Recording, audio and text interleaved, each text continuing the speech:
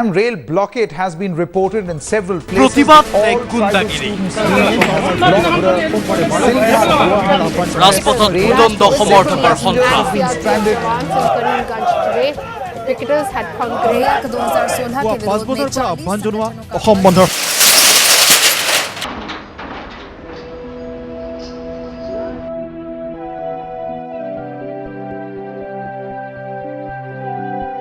এই ঘটনাটো হৈছিল আপোনাৰ 13 তাৰিখ 5 মাহ মানে 2007 মে মাহত Awesome Assam, the official way to define the beauty of the state in northeast India.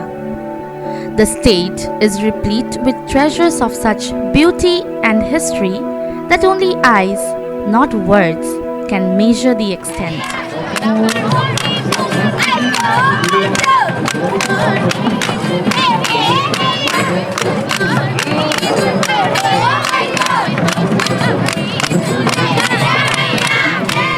Be it the banks of Borluit, the greenery, the temples, or just a trip down the country roads, it's a state that makes people fall and stay in love at first sight. But apart from all things good, Assam can also be defined as the land of recurrent bunds.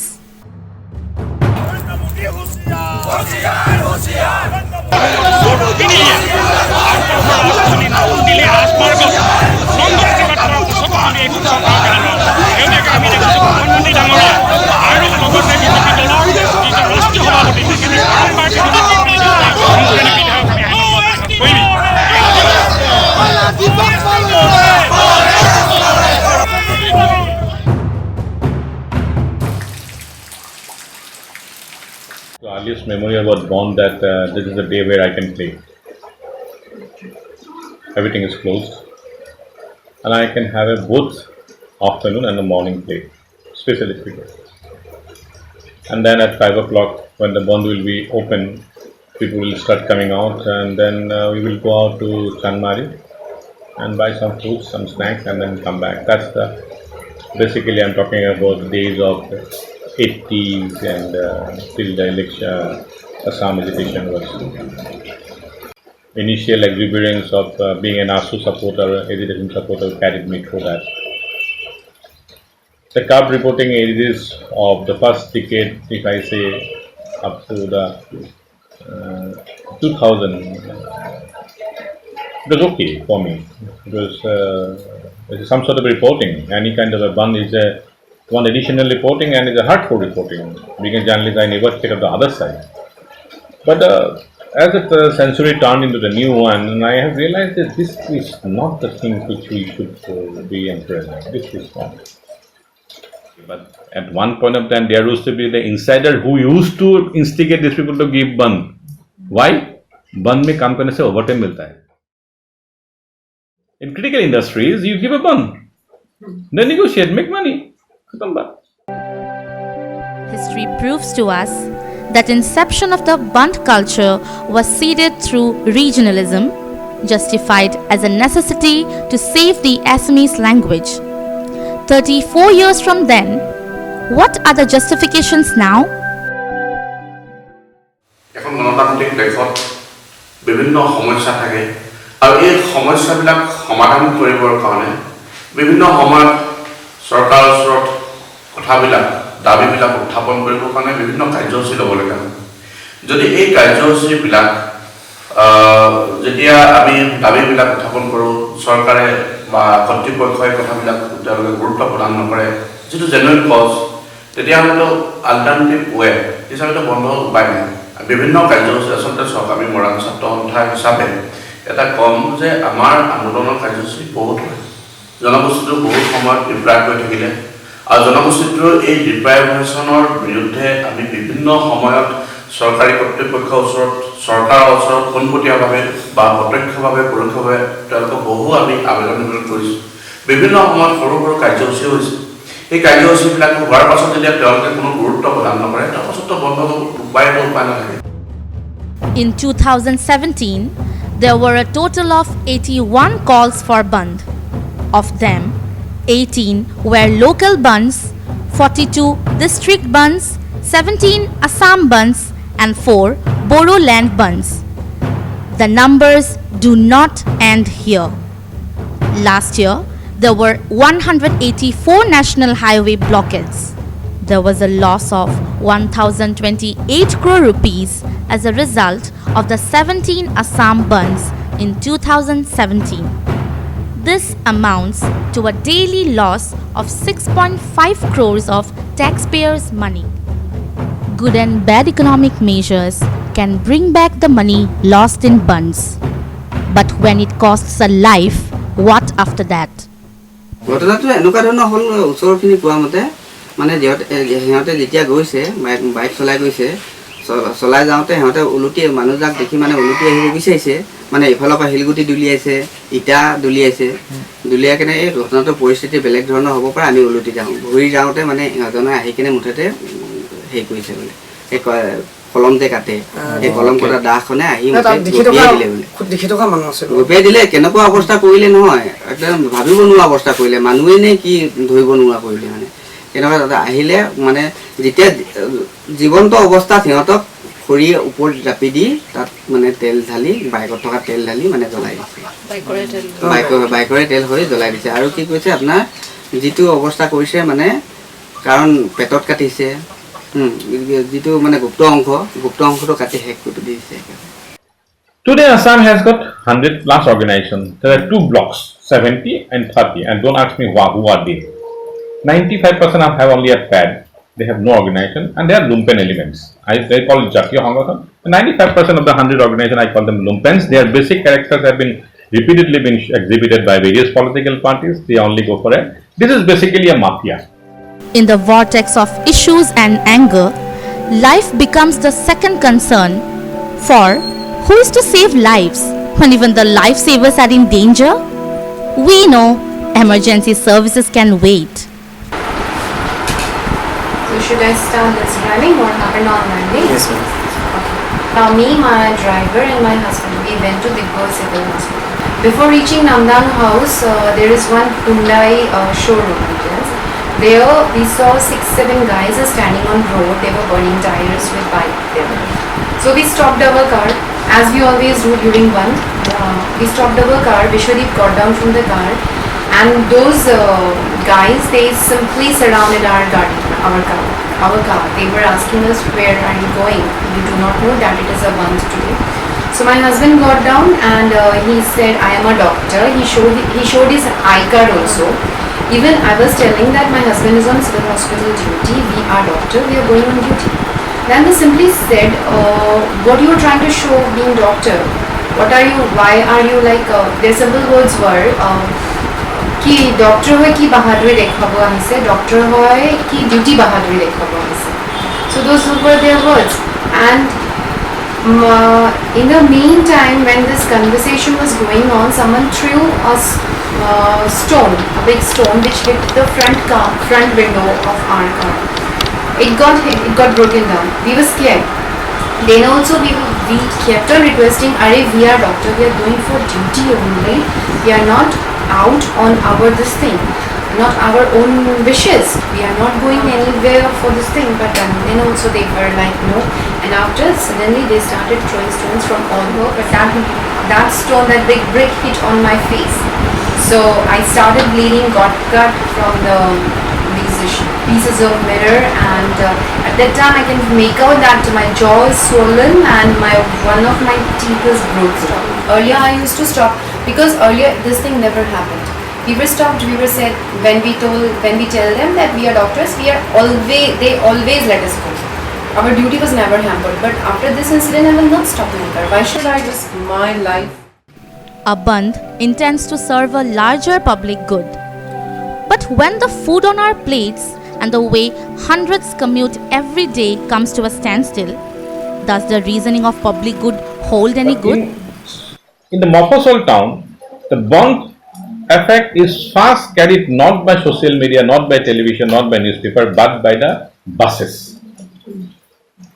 If a bus goes from Tezpur to Jamguri to Lakhimpur or Gawpur, if one bus goes, then it carries the message the bus police a day. Then automatically in chain reaction all things happen. Because the bus is the first thing starts in the morning. So I saw the whole clip can be changed by one thing is the insurance. Next stop is the IRDA. So all these rules, by rules, everything are done by IRDA. If now through court, through police, political process, bureaucratic process, or through legally, if IRD can be influenced to include a small little clause that the effect of the bond will also be covered under insurance, and this much of premium will be used, the whole game is going to change in one day.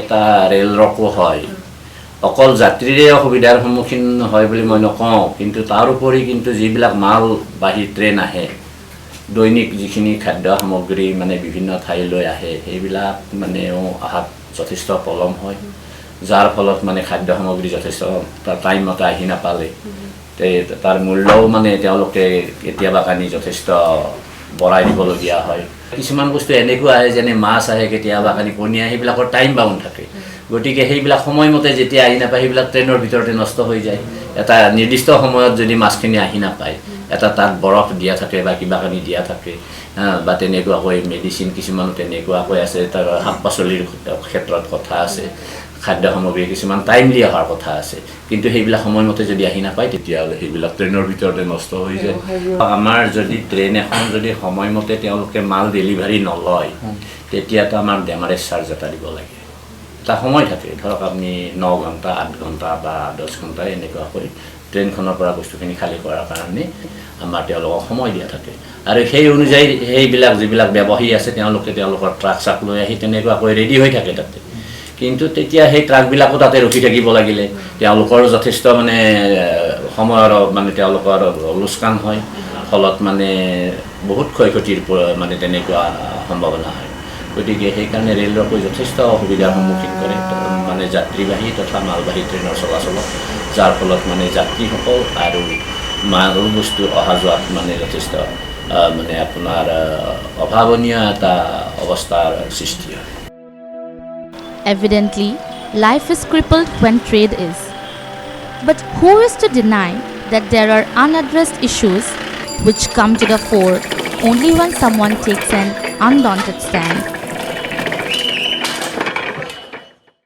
জাতি জনগোষ্ঠীৰ সমস্যা মানে অসমৰ সমস্যা অসমৰ সমস্যা মানে আমাৰ সকলোৰে সমস্যা গতিকে এই ক্ষেত্ৰত চৰকাৰে গুৰুত্ব প্ৰদান যদি নকৰে তেনেহ'লে নিশ্চয় মানে সকলোৰে ক্ষতি হ'ব গতিকে সেইকাৰণে কি সময়ত ৰাইজে চিন্তা কৰিব লাগে যে বন্ধ দিয়াৰ উদ্দেশ্যটো সকলোৱে বুজি ল'ব লাগে আৰু বুজি নহ'ব যিটো ক্ষেত্ৰত বন্ধ দিছে সেইটো ধৰণৰ কোনোবা বা এইটো চিন্তা কৰিব নালাগে যে তেওঁলোকে বন্ধ দিয়াৰ আগতে যে ৰাইজৰ মূল কিবা বাক্স বা স্বাধীনতা কিবা খৰ্ব হৈছে নেকি তেনেকুৱা নহয় আমি ভাবোঁ যে তেখেতলোকৰ প্ৰতি অনুৰোধ যে আমি বন্ধ দিয়া বা আমি কাৰ্যসূচী লোৱাৰ ক্ষেত্ৰত আমি সকলোৱে অসমৰ যি সমস্যা আছে সমস্যাৰ কাৰণে মাত দি আছোঁ আৰু সমস্যাৰ কাৰণে আমি মাত দি যাম অৰ্থাৎ বন্ধৰ জৰিয়তে সাধাৰণ মানুহক তাত জড়িত কৰোৱা হয় ইমান দিনে সংগঠনটোৱে সাধাৰণ মানুহৰ হৈ চৰকাৰখনক মানে আহ্বান জনাইছিলে যেতিয়া চৰকাৰখনে যেতিয়া কথা নুশুনে তেতিয়া ৰাইজক আহ্বান জনোৱা হয় মানে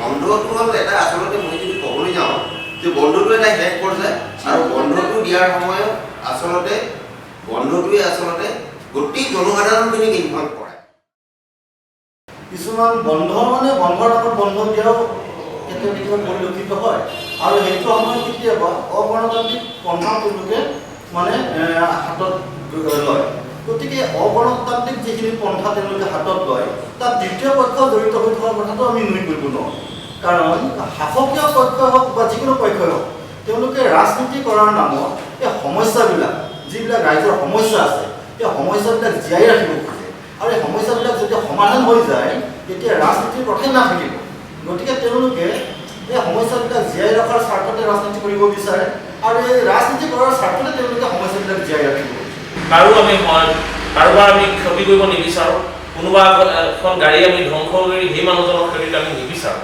আৰু সেইটো কোনো কাৰণে আমি অন্তৰো অন্তঃকৰণে আমি কেতিয়া কাম নকৰোঁ যে কোনোবা এজন ব্যক্তি ক'ৰবালৈ ওলাইছে তেখেতক আমি গাড়ীখন ভাঙি দিম বা ভাঙি তেখেতৰ ক্ষতি কৰিম সেইটো আমাৰ মনে নকয় আৰু আমি কোনো দল সংগঠনে আমি সেই কথাটো আমি চিন্তা নকৰোঁ এইটো স্পষ্ট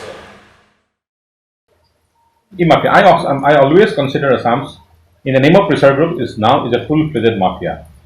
Full-fledged. This is a few organizations are doing okay, but majority of them are actually I will not call mafia. They don't have any democratic structure. They don't know where from the money is coming. Nobody is showing you account. But each of them are Jatiya Sangathan. Each of them are giving some kind of an answer that we have doing this. But go a little bit. I have handled many of them in my entire 30.5 decade. I said these are absolutely not good organizations. They don't have anything to show. It's all agenda based, one or two men running the show. Each of the organization has one. You name the organization, you have one figure who is basically driving his personal agenda. So actually, in the name of Bandh, they are all building their own life and careers and properties. Nothing else. And at that position, and in this way, they have completely taken the entire state as hostess. The public becomes hostage to the very people who are meant to speak for them. What happens? It defeats the very purpose it serves. ঘটনাটো মানে তেনেকুৱা ধৰণৰ হ'ল যে কি মানে যেতিয়া লিখিত সংগঠন আলফা এই আলফাৰ মানে কি আলফাটো তেতিয়া মানে কি ধৰণৰ হৈছিলে যে আলফাই মানে কোনোবা নিদোষী মানুহ ধৰি লৈ গৈছিলে মেলেৰিয়া যেতিয়া ধৰি লৈ যোৱাৰ পাছত মানে প্ৰতিবাদ সাব্যস্ত কৰিবৰ কাৰণে মানে ল'ৰাকেইজনক মুক্তি দিবৰ কাৰণে মানে প্ৰতিবাদ কৰিছিলে প্ৰতিবাদ তেনেকৈ ডুমডুমাত হৈছিলে চাগে ডুমডুমাত যেতিয়া হৈছিলে তেতিয়া ব্যাপক হৈ গ'ল মানে প্ৰতিবাদটো কাৰণ এদিন নহয় দুদিন নহয় কেইবাদিনো হ'ল সেইটো ক্ষেত্ৰত মানে কিছুমান ভোকাটোৰ অৱস্থাত থাকিলে কিছুমান ৰেচন পাতি যোগাৰ কৰিব নোৱাৰিলে আমাৰ দাদাই কি কৰিলে মানে তেখেতৰ ঘৰতো চাউল নাছিলে চাউল যেতিয়া নাথাকিলে তেতিয়া ঘৰলৈ আহিছিলে আৰু ঘৰলৈ চাউল নিব আহিছিলে তেখেততো হিন্দুস্তান লেবাৰ চাকৰি কৰিছিলে কাৰণ তেতিয়া দোকান পোহাৰ চবটো বন্ধ আছিলে বন্ধ ক্ষেত্ৰত আমাৰ হেৰিয়ৰ পৰা মানে ঘৰৰ পৰা গাঁৱৰ ঘৰৰ পৰা মানে চাউল নিব আহোঁতে তেতিয়া উলটি যাওঁতে 3:30মান বজাত মানে তালাপ হেৰি কি কয় সেইটো তালাপ হেৰি কৰে আপোনাৰ টিপু তালাপ সেই অইল কেমত সেই ঘটনাটো বিচাৰি পোৱাটো এনেকুৱা ধৰণৰ হ'ল মানে আমি গম পাইছোঁ যে কাৰণ তেনেকুৱা অৱস্থাত শুনি আছোঁ আমি তেনেকুৱা হৈছে জ্বলাইছে মানুহ মাৰিছে কাৰণ এইটো চাহ জনগোষ্ঠীৰ ভিতৰত কামটো হ'ল নেকি চাহ জনগোষ্ঠীৰ ভিতৰত তেনেকুৱা হৈছে বুলি প্ৰতিবাদ সাব্যস্ত কৰা মানুহ কিছুমান আমাৰ তাত মাৰ খাই আহিছে আৰু কিছুমান পলাই যেনি তেনি পলাই সেই ঘৰত ওলাইছেগৈ আৰু তাৰপিছত আমি যেতিয়া আমাৰ যেনো ঘৰত আহিছিলে বুলিতো আমিতো জানো ঘৰৰ পৰা ওলটি গৈছে সেইটোতো মানে তেনেকুৱা ধৰণৰ কৈ কিনে কি হ'ল মানে আমিও খবৰ লৈছোঁ খবৰ লোৱাৰ পাছত তেখেতৰ মানে ঘৰত ওলোৱা নাই সেইটো ক্ষেত্ৰত মানে আমি বিচাৰ খোচাৰ কৰিলোঁ কৰাৰ পাছত মানে 2 দিনৰ পাছতহে আমি গম পাইছোঁ যে কি মানে তিনিচুকীয়াত তাৰ ডেড বডিটো পৰি আছে ওচৰখিনি কোৱা মতে যিটো ঘটনা হৈছিলে সেই জেগাডোখৰত কোৱা মতে মানে আমাৰ দাদা আৰু সেই লগৰজন মানে পুলিচৰ গাড়ী আগে গৈ আছিলে কিন্তু পুলিচৰ গাড়ী আগে গৈ থাকে পুলিচে মানে অভাৰটেক কৰি তেখেতসকলক পাছত থাকি ঘটনাটো হ'ব পাইছে পুলিচে যদি অলৰেডি তেখেতসকলক যদি অলপ তেখেতৰ অভাৰটেক নকৰি কিনে যদি পুলিচৰ গাড়ী আগত যাব দিয়াহেঁতেন তেখেতসকলে তেনেকুৱা নহয়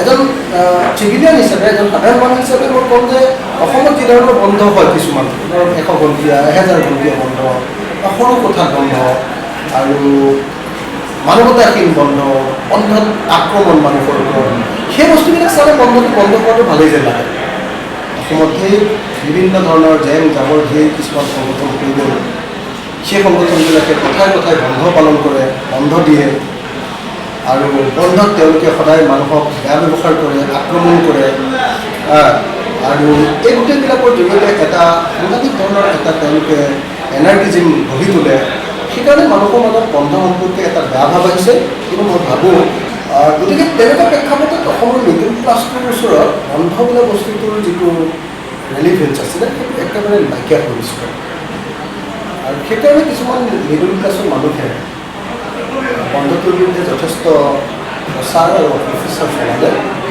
আৰু বন্ধটোক তেওঁলোকে কঠোৰ মানলৈ লৈ গ'ল আৰু বন্ধটো তেওঁলোকে বেন